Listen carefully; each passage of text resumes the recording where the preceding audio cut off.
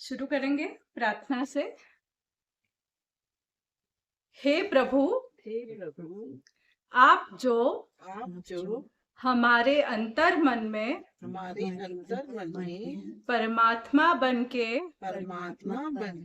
बसे हैं, आपका कोटि कोटि धन्यवाद और आपको प्रणाम। आज हम भगवत गीता के 10वें अध्याय पे पहुंच गए हैं। हमें उसे समझने की शक्ति दीजिए। धन्यवाद। तो हम पहुंच गए हैं 10वें अध्याय पे। भगवत गीता के पूरे 9 अध्याय हमारे कंप्लीट हो चुके हैं। तो जैसे स्कूल में जाते थे तो क्या होता था, 6 महीने बाद क्या होता है, एग्जाम। हाफ ईयरली एग्जाम्स होते हैं। तो आज हमारा पूरा हुआ नहीं, आज हमारा हाफ ईयरली एग्जाम है। तो आज हमारा हाफ ईयरली एग्जाम है, ठीक है। तो समझने की कोशिश करेंगे कि हमने क्या क्या कवर किया है। तो किसको याद है चैप्टर फर्स्ट पहला अध्याय में क्या सीखा हमने? मतलब मैंने आपके 9 अध्याय तो सुने नहीं है, लेकिन पहले अध्याय में यही है कि अर्जुन जो वो देखते हैं सारी कि दोनों तरफ उनके ही पक्षों के लोग खड़े हुए हैं, तो वो उन्हें जो है डिप्रेशन हो जाता है। हाँ, कि मैं अपनों के ऊपर कैसे तीर चलाऊं। हाँ, इससे तो अच्छा है कि मैं ये सब राज्यपाठ छोड़ दूं और मैं अपनों को नहीं मार सकता। मेरा हृदय जो है कंपायमान हो रहा है, मेरे हाथ पैर कांप रहे हैं। सही बात है। तो पहले अध्याय में हम सीखते हैं कि वो नेगेटिव स्टेट ऑफ माइंड में होते हैं और हमें पॉजिटिव सोचना चाहिए। ये हमने सीखा है। चलो आते हैं दूसरे अध्याय पे। दूसरे अध्याय पे हमने क्या सीखा है, आप बताइए। आपको अच्छे से याद भी है। भगवान कृष्ण उन्हें ज्ञान दे रहे हैं, उन्हें समझा रहे हैं। हाथ पर है क्या? क्या है कि हमारे अपने हैं वहाँ, मैं उनको कैसे मारूं? हाँ, मैंने ये तो पहले अध्याय में था। लेकिन ये उनकी उलझन है, उनकी उलझन है। और श्री कृष्ण कहते हैं कि तुम इस बात को समझ नहीं रहे, इसको गहराई से सोचना है और मैं आपको समझाऊंगा। मैं आपका बेस्ट फ्रेंड हूँ। हाँ, तो बेस्ट फ्रेंड ये हमने सीखा था कि बेस्ट फ्रेंड बताते हैं कि वो दोनों बेस्ट फ्रेंड्स होते हैं। और एक और चीज मैंने सिखाई थी और बताई थी कि दूसरा अध्याय पूरे भगवत गीता के बिगिनिंग समरी है, पूरा है उसके कि क्या भगवत गीता का पूरा संक्षेप में लिखा गया है। तो उसमें मैंने भगवत गीता की फोटो दिखाई थी आप सबको और आपको एक्सप्लेन किया था कि एक एक उसका मीनिंग क्या है। तो हमने वो सीखा था। अच्छा चलो आते हैं अभी तीसरे अध्याय पे। तीसरा अध्याय क्या है? सब किसी को कुछ नहीं आता। हाँ, आपने बोला होता ना कि मैं एग्जाम एग्जाम ऐसे वापस हो सकता है। फर्स्ट चैप्टर याद था जो आपने बोला, मुझे भी वैसे ही याद था। भगवान ने ये सिखाते हैं कि ये तो मनुष्य के अनेकों जन्म हो जाते हैं। आज हो सकता है पिछले जन्म में तुम कुछ और ये कुछ और जिस तरह से करेक्ट ड्यूटी बताते हैं। हाँ, कर्म के बारे में बताते हैं कि ये कर्म है, तुम्हारा कर्म कर रहे हो, सही है क्या? मर गए तो स्वर्ग मिलेगा। हाँ जी। और जिंदा रहे तो राज्य भोगोगे। हाँ जी, बिल्कुल ठीक है। तो हमारा तीसरा अध्याय और जैसे आत्मा मनुष्य जो है पुराने कपड़े उतार के नए कपड़े धारण करता है, वैसे ही आत्मा जो है पुराना शरीर छोड़ के नया शरीर धारण। आत्मा कभी नहीं मरती, अजर है हमारा। वो दूसरे अध्याय में हमने सीखा था आत्मा के बारे में। याद है, ठीक है। ऐसे बाकी बहुत दिनों से पढ़ी भी नहीं है। हमने फिर अभी फिर चौथे अध्याय में क्या सीखा? सोच सही रहे है हैं। आप। नहीं, मुझे ऐसे अध्याय वाइज याद नहीं, मुझे उस गीता का सार याद है पूरा क्योंकि मैंने भी बहुत समय से नहीं पढ़ी। ऐसे नहीं बता सकती कि हाँ। चौथे अध्याय में क्या है। पूरी गीता का सार बता सकती है। हाँ, तो चौथे अध्याय में हमने सीखा था कि भगवान की जो शक्ति है, जो हम भगवान को अंदर महसूस करते हैं, वो उसे कैसे पहचाने। भगवान हमारे हृदय में रहते हैं, तो वो शक्ति को, परमात्मा की शक्ति को कैसे पहचाने, उसको इंग्लिश में बोलते हैं इंट्यूजन। और हमने ये भी सीखा था कि शरण, भगवान की शरण में कैसे आए, ये भी हमने उस अध्याय में सीखा था। अब आते हैं 5वें अध्याय में। आप ही बताती है। ये तो हो गया टेस्ट, मेरा हो रहा है कि आप लोगों का हो रहा है? Is it about the chariot? No, was the way? no, it's Not not like the about The the soul chariot. removes, आज आप the बताइए, soul is बताओ, टेस्ट soul करके leaves the हम body like worn out clothes and That is in the second chapter, Yeah. which she also I was mentions. absent for हाँ this. हाँ I was reading. हाँ। So 5वें अध्याय में बताते हैं कि हम सभी को एक समान देखना चाहिए, क्योंकि हर एक में प्रभु बसते हैं, तो इसलिए सबकी हेल्प करनी चाहिए, ये हमने सीखा था। और 6ठे अध्याय में हमने ध्यान योग के बारे में सीखा था। ध्यान योग क्या है, मेडिटेशन क्या है, कैसे करना चाहिए, क्या तरीका होता है, उसके बारे में हमने सीखा था। फिर आते हैं हम 7वें अध्याय पे। तो 7वें अध्याय पे किसी को याद है कुछ? नहीं? 7वें अध्याय पे भगवान बताते हैं कि हमें डर के ऊपर कैसे काबू करना चाहिए। और डर के ऊपर काबू कैसे करते हैं? जब तुम्हें मेरे पे विश्वास होगा। अर्जुन, जब तुम मेरे पे विश्वास करोगे तभी तुम अपने डर के ऊपर जीत पाओगे, तभी तो तुम युद्ध कर पाओगे। तो वो उन्होंने 7वें अध्याय में समझाया था। 8वें अध्याय जो हमारा पुण्यधाम आश्रम में हुआ था, वो तो याद होगा। धन्यवाद, वेरी ट्रू, धन्यवाद। ग्रैटिट्यूड के ऊपर था कि धन्यवाद के क्या फायदे होते हैं, क्यों करना चाहिए और उसका क्या अर्थ है, उसके बारे में हमने सीखा था। फिर हम आए पिछले टाइम जो हमने 9वां अध्याय किया था, तो उस पे अभी आप बताओ क्या क्या सीखा था? अब आज तो सब कुछ आप ही बताओ। अगली बार जब आप टेस्ट लो तो पहले दिन कह दे रहे अच्छे से पढ़ नहीं, के। टेस्ट होता है सरप्राइज टेस्ट। बताओ अब। हाँ, हाँ, हमने मैं तो फिर मंत्र आई के पहली ऊपर बार हुई। मंत्र हाँ, उच्चारण मंत्र के क्यों ऊपर। करते हैं, हाँ। उसके क्या फायदे होते हैं और मंत्र उच्चारण क्यों करना चाहिए, ये आप हमने बोल रहे हो सब तो क्लिक हो रहा है। अरे हाँ। ये हमने सब अब तक सीखा है। तो आज हम 10वें अध्याय पे पहुंच गए हैं। तो हम शुरुआत करते हैं 10वें अध्याय से। तो अभी मैं एक प्रश्न पूछूंगी आप सभी से कि अभी हम मंदिर में जाते हैं।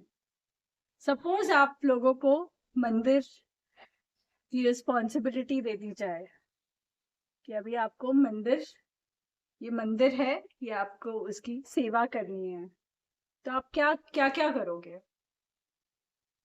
आपको रिस्पॉन्सिबिलिटी दे दी गई है, ये मंदिर है, आपको उनकी सेवा करनी है, तो आप क्या क्या सबसे करोगे? पहले तो मंदिर की साफ सफाई, साफ सफाई करेंगे, सबसे वेरी पहले। Good.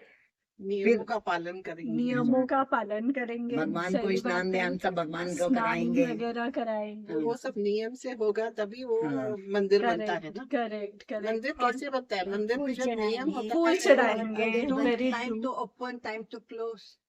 Open time, closing time. Invitation देके आ जाओ मंदिर। हाँ ठीक है, आरती चलो करेंगे, इन्विटेशन, सब कुछ। आरती करेंगे, प्रसाद बनाएंगे। प्रसाद बनाएंगे, खिलाएंगे, प्रभु को प्रसाद ठाकुर खिलाएंगे, का पूरा डेकोरेशन। भजन कीर्तन तो बहुत जरूरी है, जो भजन नियम के कीर्तन हिसाब से करना है। करेंगे। सही बात है।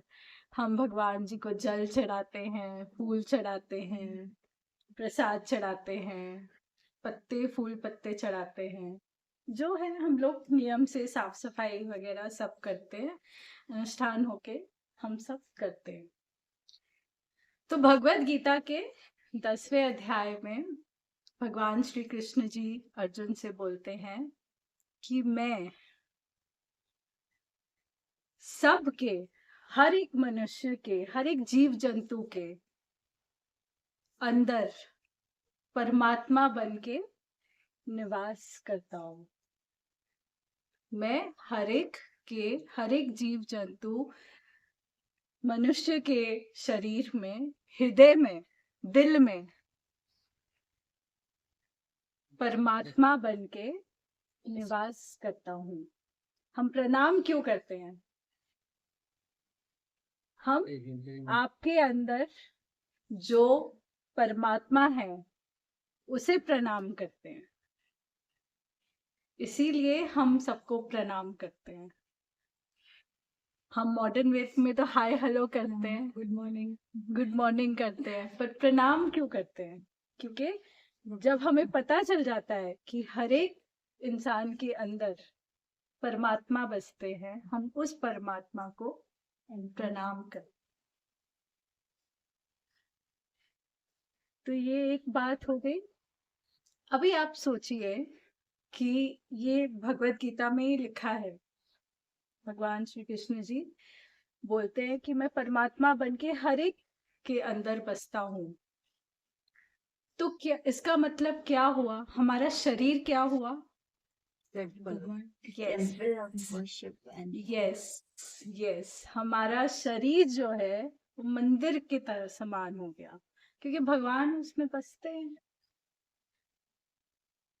हैं ना। तो हमारा शरीर क्या हो गया? मंदिर हो गया।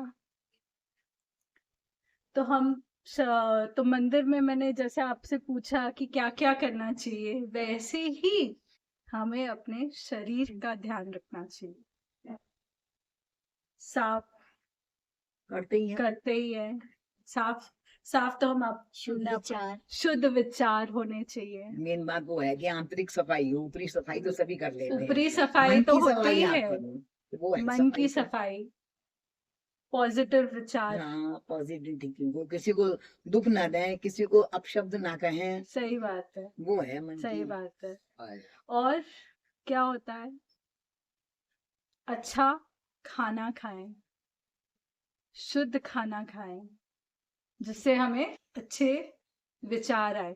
हम भगवान को खिला रहे हैं, हम अपने आप को खिला रहे हैं, तो उसके अंदर भी तो हमारा भगवान बसता है ना।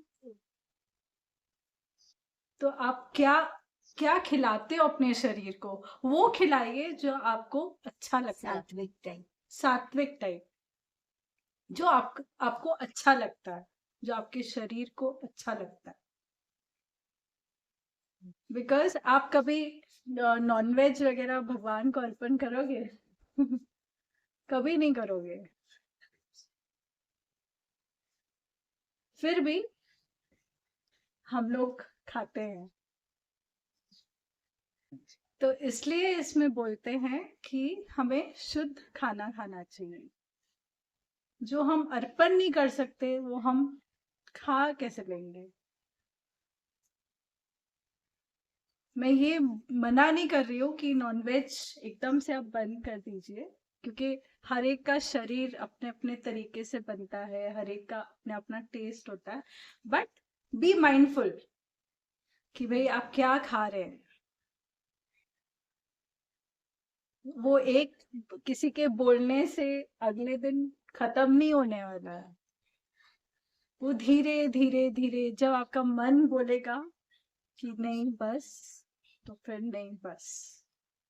वो खाइए जो आपको अच्छा लगे, जिससे आपको खुशी महसूस हो, जिससे आपको अच्छे विचार आए।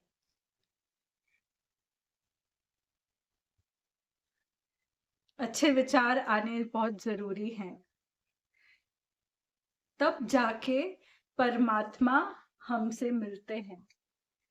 जब हमारे शरीर साफ सुथरा होता है, हमारा खाना भोजन शुद्ध होता है, हमारे विचार अच्छे होते हैं, हम दूसरों के प्रति कैसे सोचते हैं। खुद के विचार तो ठीक है, हम दूसरों के प्रति कैसे सोचते हैं, दूसरों से कैसे व्यवहार करते हैं, वो भी परमात्मा देखता ही है ना।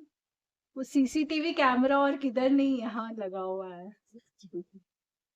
कॉन्शियस हमारा इधर अंदर ही है। बोलते ना ऊपर वाला सब देख रहा है, कहाँ से देख रहा है, वो अंदर ही बैठा हुआ है। जब आपको पता चल जाएगा कि वो अंदर बैठे हैं तो आप क्या करोगे। अब बिग बॉस कौन देखता है आजकल? बिग बॉस कोई नहीं देखता, मैं भी नहीं देखती। पर बिग बॉस वाले जैसे सीरीज में बताते हैं कि कैमरा सब जगह लगे हुए हैं, बिग बॉस देख रहा है। हमारे जिंदगी में भी बिग बॉस देख रहा है हमें, बट कैमरा इधर उधर नहीं लगा हुआ है, हमारे अंदर लगा हुआ है। हमारे शरीर के अंदर फिटिंग करी हुई है उन्होंने। CCTV. Yes, Like, you know, I remember one quote. Real character is that when you behave, how you behave when nobody is watching. when nobody is watching. Absolutely, bang on. Camera अंदर लगी तो TV तो ऊपर है। वो तो वो जो वहां से देख रहे हैं ना, तो उनको कैसे पता चलता है हमारे अच्छे और बुरे कर्मों के ट्रैक कैसे रखते हैं। वहाँ सब प्लस माइनस सब। हाँ, जो कर्म करते हैं वो आगे आ जाते हैं, और हाँ। बाद में you realize that you have done some wrong thing. सो इसलिए हमें एकदम ध्यान रखना चाहिए हम क्या खाते हैं और क्या विचार है और दूसरों के प्रति क्या विचार होते हैं। तो ये एक बात है। अब मैं आपको एक कहानी सुनाती हूँ। बहुत साल पहले स्टोरी है सुन। जब मेरा बर्थडे था तो हम पूरे परिवार के साथ बहुत थोड़े से आउटस्कर्ट्स में किसी अच्छे फेमस जगह पे रेस्टोरेंट था, तो वहां पे खाना खाने गए थे। तो हमने बोला चलो नया रेस्टोरेंट है, थोड़ा दूर है, थोड़ा ड्राइव भी हो जाएगी, चलो ट्राई करते हैं। तो बर्थडे पार्टी के लिए सबको लेके गए, पूरी फैमिली हमारी गई थी। तो हम जैसे ही बैठे खाना खाने, कुछ सूप वगैरह आया, क्या आया, तो मैंने एक चम्मच लिया सूप का, मुझे पसंद नहीं आया। मैंने बोला मुझे नहीं पीना सूप, और मैंने साइड में रख दिया। बाकी लोगों ने देखा, ठीक ठाक लगा उनको, मुझे ठीक नहीं लगा, मैंने रख दिया। बाकी उनको ठीक लगा तो उन्होंने पी लिया। ऐसे करते करते स्टार्टर्स आए और भी बहुत कुछ आया। कुछ अच्छा था, थोड़ा सा खाया, कुछ ज्यादातर अच्छा मुझे नहीं लगा, मैंने नहीं खाया। मेरे खुद के बर्थडे वाले दिन मैं आधा पेट भूखे से वहां से निकल आई क्योंकि नहीं अच्छा लग रहा था। और बाकी सबने जैसे तैसे, अच्छा लगा नहीं अच्छा लगा, खा लिया। तो ऐसे कुछ किसी ने मुझे कुछ बोला नहीं कि भाई तो अपने बर्थडे वाले दिन खाना नहीं खा रही है कि क्या, नहीं अच्छा लग रहा, नहीं खाया, थोड़ा बहुत खा लिया जितना जरूरत थी। फिर अगले दिन फोन आता है मुझे, अगले दिन पता चलता है, मेरे कजिन का फोन आता है कि भाई हमको ना फूड पॉइजनिंग हो गई है। तो वो मुझे पूछता है कि तेरी तबीयत कैसी है, कि भाई तेरी तबीयत तो ठीक है ना। मैंने बोला मेरी तबीयत ठीक है। मेरे घर पे भी एक दो जनों को मतलब पेट खराब वगैरह सब हो गया था, तो उन्होंने बोला कि हमारे घर में सबको फूड पॉइजनिंग हो गई है, कल का जिधर गए थे हम लोग उसका खाना अच्छा नहीं था।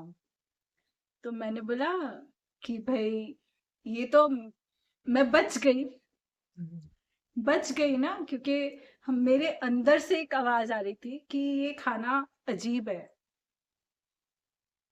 ऐसा नहीं है कि खाने की निरादर कर रहे हैं कि क्या, कभी होता है ना कि भाई खाना के निरादर नहीं करना चाहिए, उसको खा लो जैसे भी हो। पर वो जब नहीं अच्छा लग रहा, शरीर खुद ही बोल रहा है कि नहीं अच्छा है, तो वो आपसे बातचीत करता है।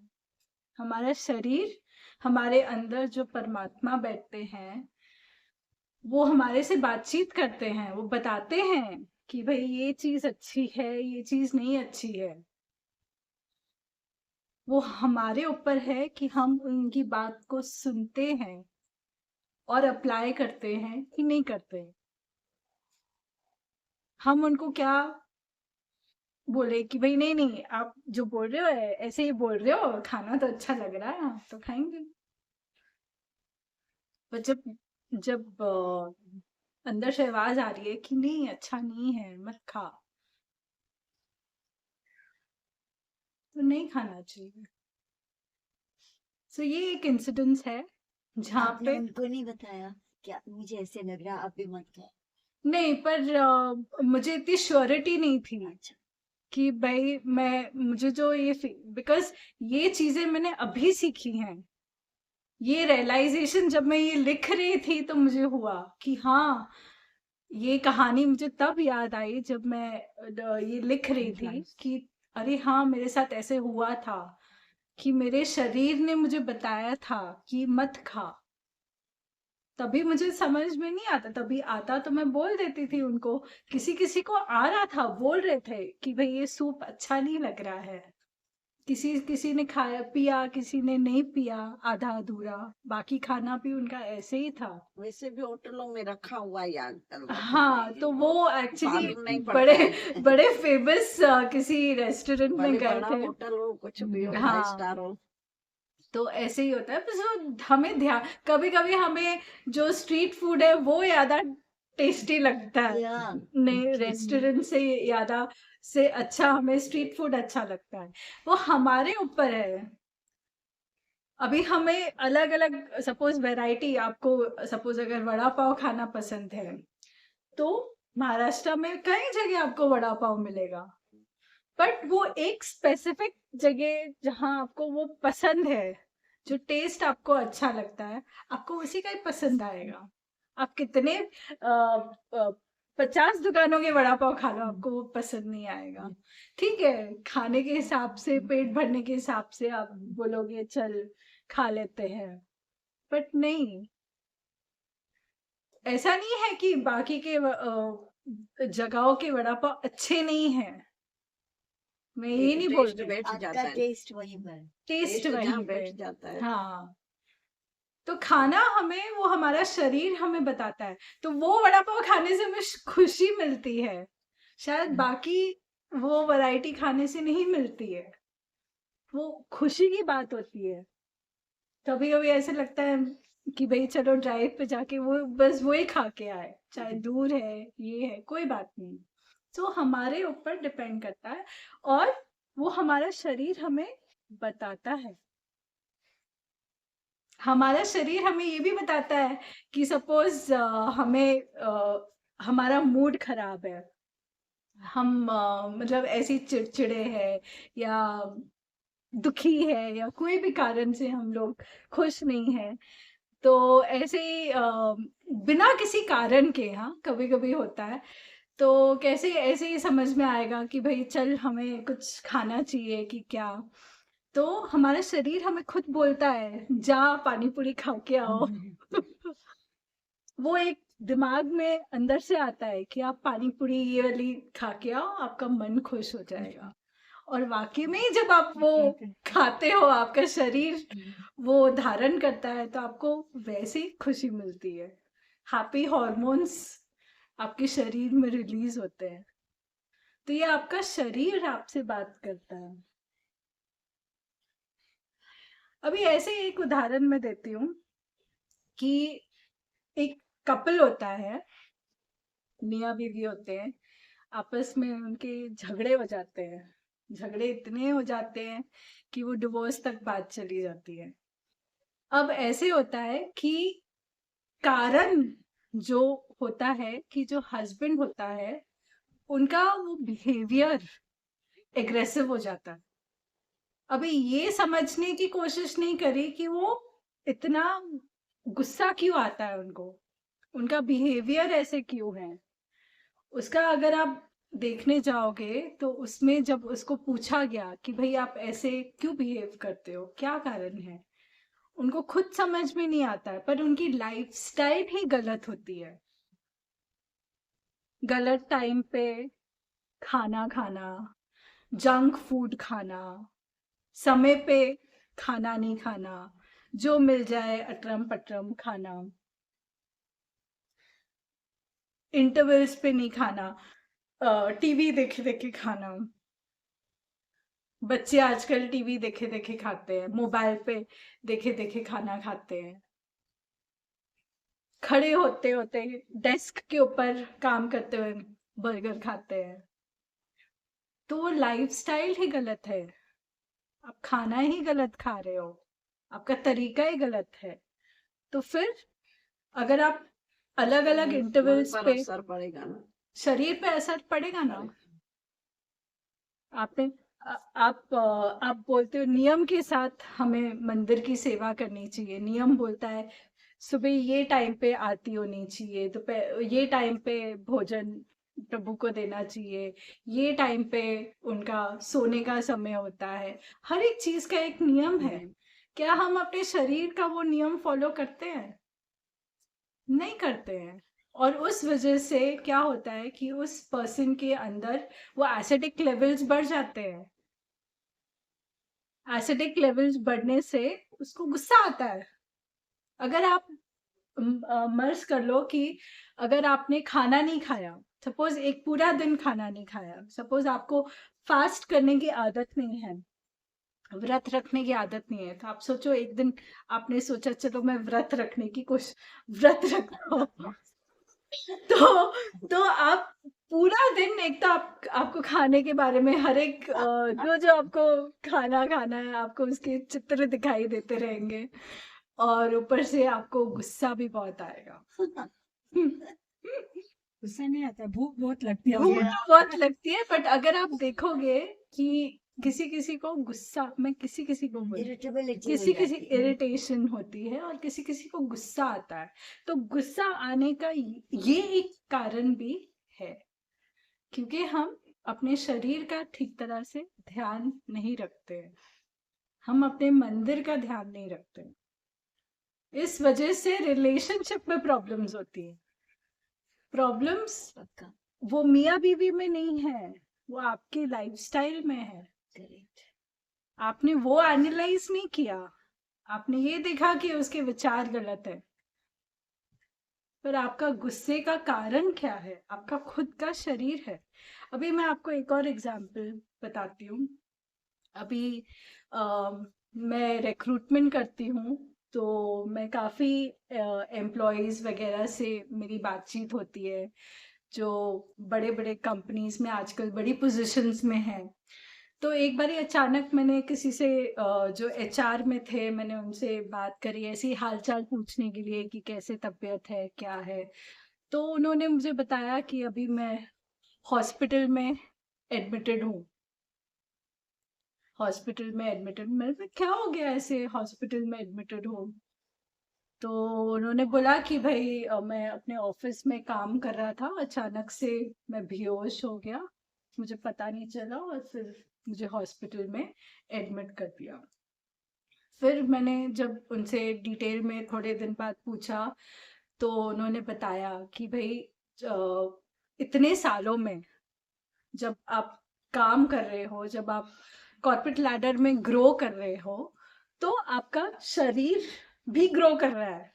आपकी बेली पहले फ्लैट होती है, धीरे धीरे धीरे जैसे आप लैडर ऊपर चढ़ते हो बेली भी आगे बढ़ती जाती है। तो मोटापा शरीर में आता जाता है और उसके बाद फिर फेस में दिखाई देता है कि कितने डार्क सर्कल्स हैं, कितना शरीर, फिर कितनी स्मोकिंग करते हैं, कितनी ड्रिंकिंग हो जाती है, स्ट्रेस कितना होता है कॉर्पोरेट लाइफ में। और वो स्ट्रेस आपका शरीर बोल रहा है कि ये मत करो, स्लो डाउन, जिम करो, वॉक करो, अपना डाइट सुधारो, ये करो वो करो, बट वो बंदा सुनता ही नहीं है। क्योंकि उसके पास सुनने के लिए टाइम ही नहीं है, या उसके पास सुनने के वो विचार ही नहीं है। हालांकि उसका शरीर जोर जोर से बोलता है, पर नहीं सुनना है उसने। और फिर आ जाके जब बेहोश हो जाता है, तब दिमाग की बत्ती जलती है कि क्या गलत हो गया मेरे से, क्यों मेरी ऐसी हालत हुई है। और फिर वो अपने आप को बदलने के लिए फिर वो उस रास्ते पे चलने लगता है कि भाई नहीं, अभी एक बारी मुझे वार्निंग मिल गई है, मुझे मेरे शरीर का ध्यान रखना है। तो वार्निंग मिलने से पहले ही अपने शरीर का ध्यान रखना चाहिए।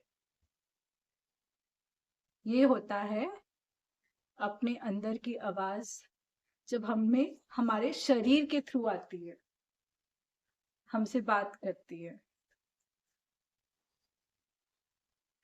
अभी मैंने कितने सारे लोगों को देखा है कि उनको कुछ तकलीफ होती है, कुछ शारीरिक तकलीफ होती है, या कुछ शरीर में प्रॉब्लम होती है, तो वो क्या करते हैं?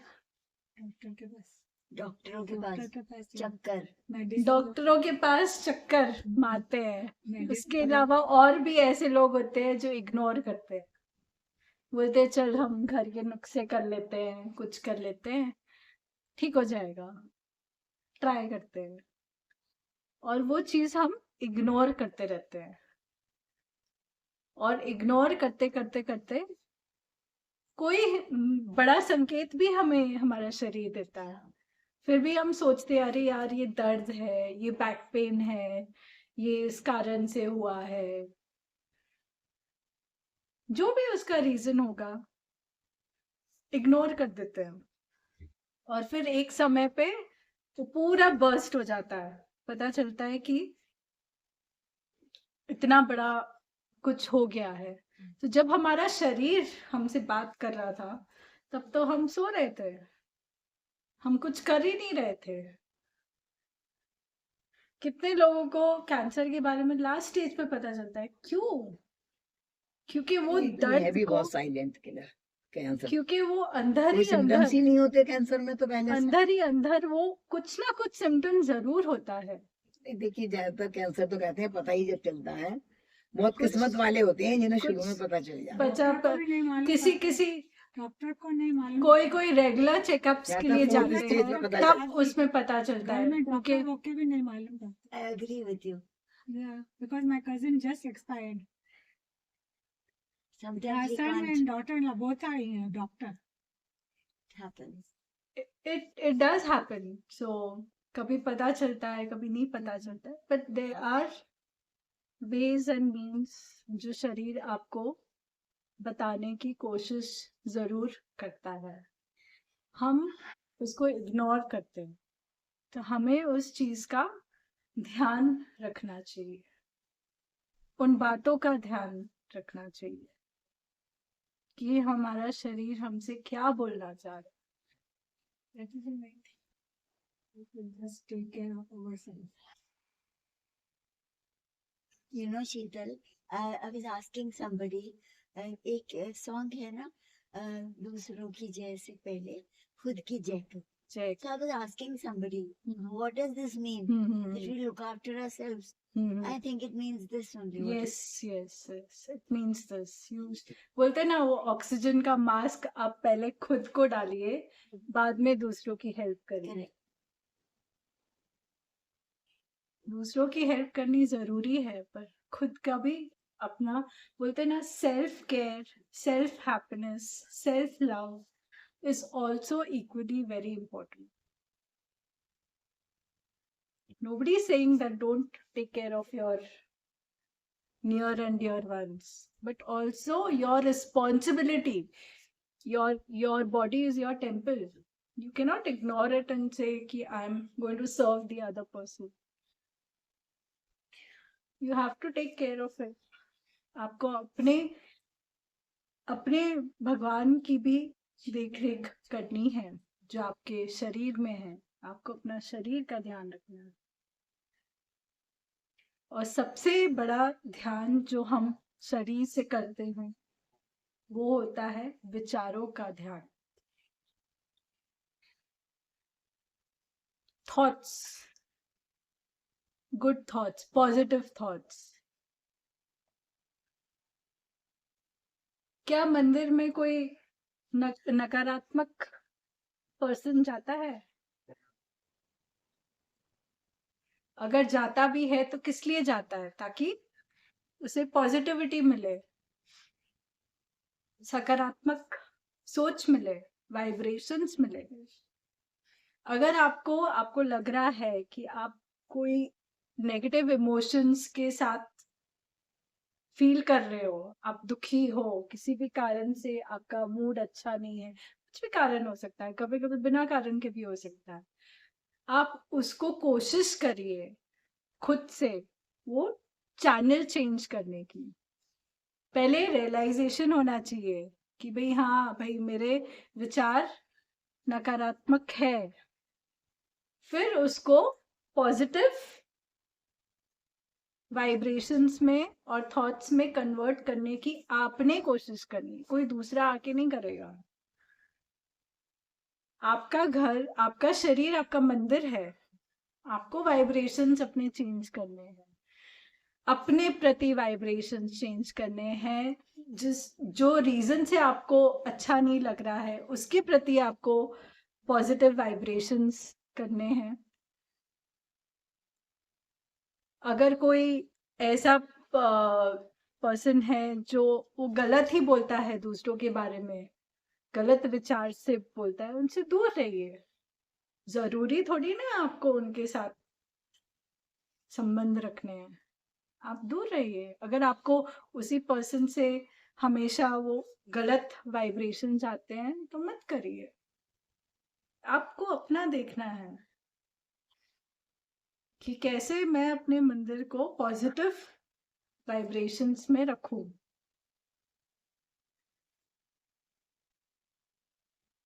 इसलिए भगवत गीता में भगवान श्री कृष्ण बोलते हैं, जो हमारा शरीर है, जो हमारा दिमाग है, और जो हमारे जो थॉट्स है, विचार है, और जो हम फील करते हैं,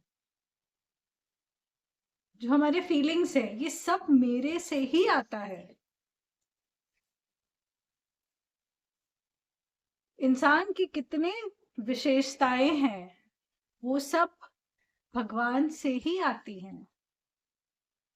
मैं ही परमात्मा हूं, मैं ही हर एक जीव का, हर एक चीज का मैं ही उपजाता हूं। I am the creator, I am the maintainer and I am the destroyer. वो बोलते हैं मैं ही विष्णु हूं, मैं ही शिव हूं।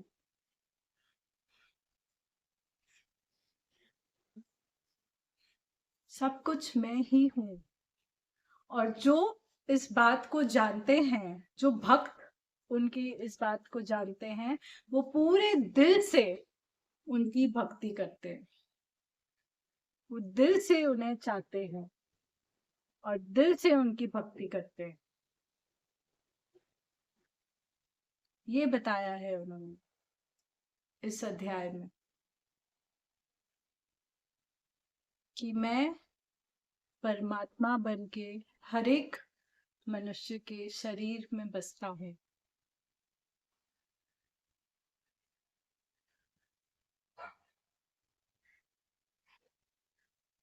अभी एक छोटी सी कहानी है। एक एक किसान होता है, वो बहुत ऊब जाता है अपनी जिंदगी से। बोलता है मैं कर्ज में डूब गया हूँ, मेरे पास पैसे नहीं है। वो आत्महत्या करने जाता है। जब वो आत्महत्या करने जाता है तो एक संत उन्हें देख लेते हैं कि वो देखो देखो क्या कर रहा है, आत्महत्या कर रहा है। तो उसको बोलते हैं रुको, आप क्या करने जा रहे हो? बोल रहा है मैं जिंदगी से तंग आ गया हूँ, मेरे पास पैसे नहीं है, मैं क्या करूं, मुझे आत्महत्या करनी है। तो वो संत बोलता है रुक जा। फिर वो अपने चेलों को बुलाता है, एक चेले को बुलाता है, उसकी एक आंख नहीं होती है। तो बोलता है तू आत्महत्या करने वाला है ना, उसको एक आंख दे दे, उसके बदले वो तेरे को पैसे दे देगा। तो वो चेले से पूछता है भाई उस आंख की कीमत क्या है? तो मैं 5 लाख देने के लिए तैयार हूँ। तो तू 5 लाख ले ले, अपने आंख दे दे उसको।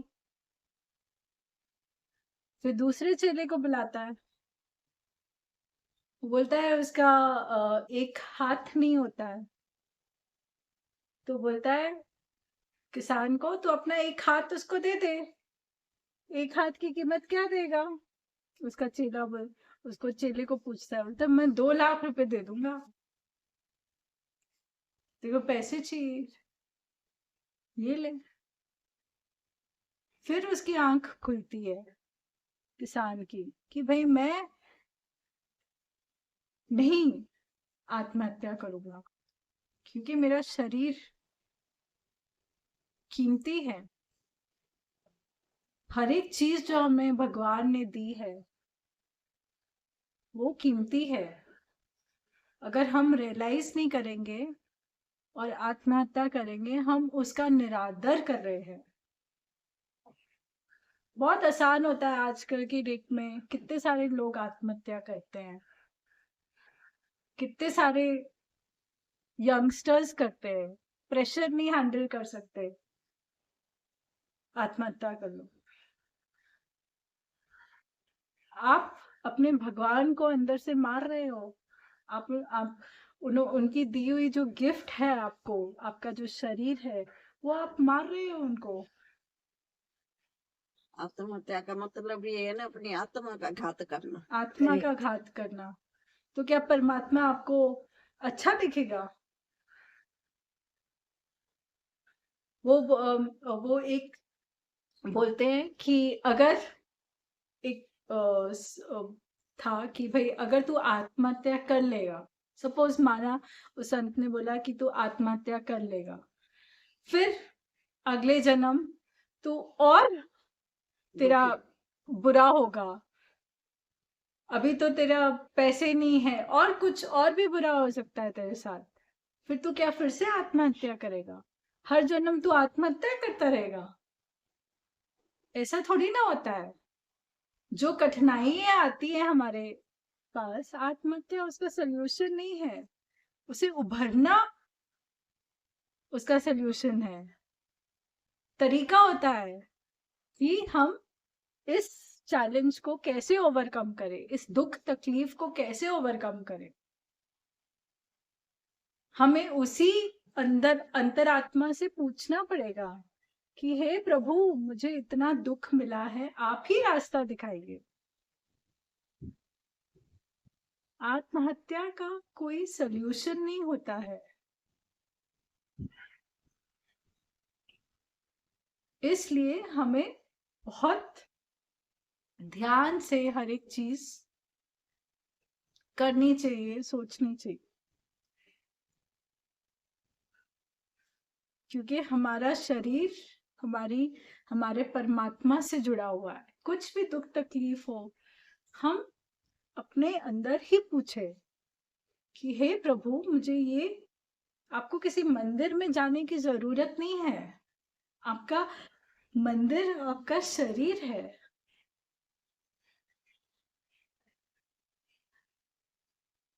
कभी आपको दुख हो, कभी आपके विचार शुद्ध नहीं हो, तो आप अपने शरीर में प्रार्थना करें कि हे प्रभु मुझे इस दुख से बाहर निकालो, मुझे रास्ता दिखाओ।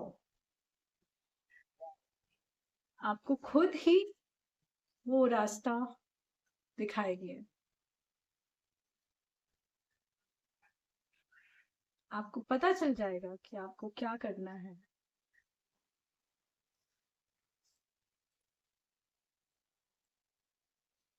इससे हमारा ये 10वां अध्याय समाप्त। जय श्री कृष्ण।